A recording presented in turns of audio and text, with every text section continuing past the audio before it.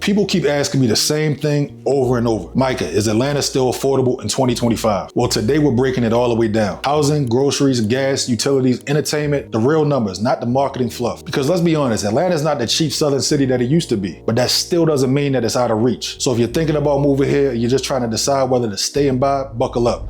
We're going deep.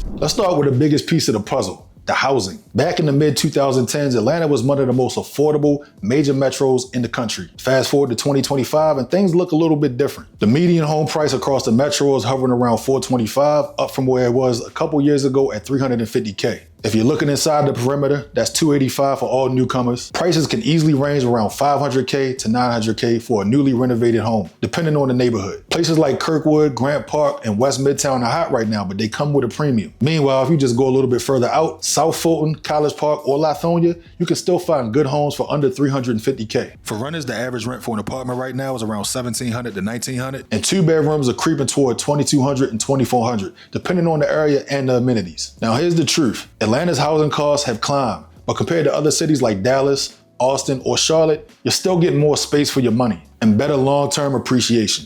Next up, groceries and everyday spending. Inflation hit everyone hard these past few years, but in Atlanta, it's balanced out a bit in 2025. The average monthly grocery bill for a family of 4 is around $850 to $1,000, depending on where you shop. But if you're doing Trader Joe's or Whole Food runs every week, expect that price to be on the higher end. But if you're shopping at Kroger, Aldi, or Publix, you can keep it more moderate. Dining out, Atlanta's got everything from $10 wing plates to $150 tasting menus. But realistically, the average dinner for 2 at a casual restaurant is around $55 to $70 before tax and tip. Brunch, you already know, it's practically a religion here. Expect about $30 to $40 per person before drinks. Overall, the food scene is thriving. You're just paying big city prices now for that southern charm and quality. Here's where a lot of people get caught off guard. Transportation costs. Atlanta is still very car dependent. Gas prices in 2025 have been hovering around $3 to $4 per gallon, depending on the month. If you commute from the suburbs into the city, you're easily spending $250 to $350 per month in gas alone. MARTA has improved, but let's be honest, unless you live near a rail line, public transit isn't your daily option yet. Car insurance is also huge. Atlanta's rates, admittedly, are some of the highest in the Southeast, averaging around $1,900 to $2,300 per year, depending on your driving record. But if you're working remotely or you live close to where you play, you can save hundreds each month. A lot of younger professionals are moving into more walkable communities like Old Fourth Ward,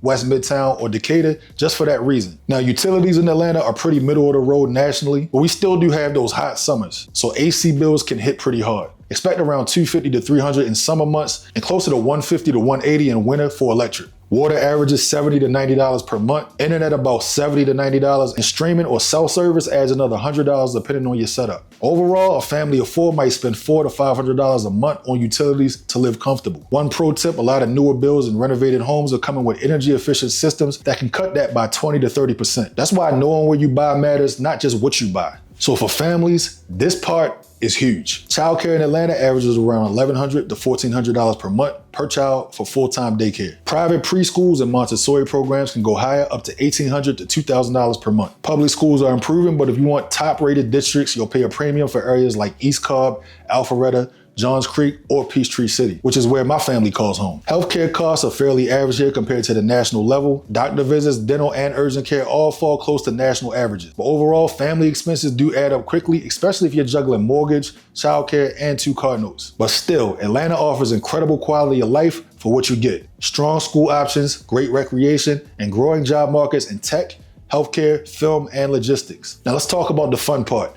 Entertainment, and taxes. Georgia's state income tax is still sitting around 5.49%, but Atlanta's property taxes are relatively reasonable compared to some of the other big metros. Nightlife, concerts, Hawks or Falcon games, day trips, all that adds up. But you can still live your best life here on a budget if you plan it right. A night out with dinner and a show, probably about $120 to $150 per person if you go all in. Or you can just hit the Beltline, grab a drink at Ponce City Market and enjoy a live band for under $30. Atlanta gives you options, and that is the key difference compared to other big cities. You can live modestly or lavishly. Both lifestyles exist here side by side. So what's the truth about Atlanta's cost of living in 2025? Yes, it's higher than it used to be. Yes, certain neighborhoods are getting pricey. But compared to other cities offering the same job opportunities, entertainment, and lifestyle, Atlanta still delivers serious value. You're getting that big city feel with southern hospitality, beautiful neighborhoods, and a booming economy that's still attracting thousands of new residents every single month. The key is having the right guide, someone who knows where true opportunities really are. So if you're thinking about relocating to Atlanta, or you're just curious to know how far your budget can stretch in 2025, I specialize in helping families, professionals,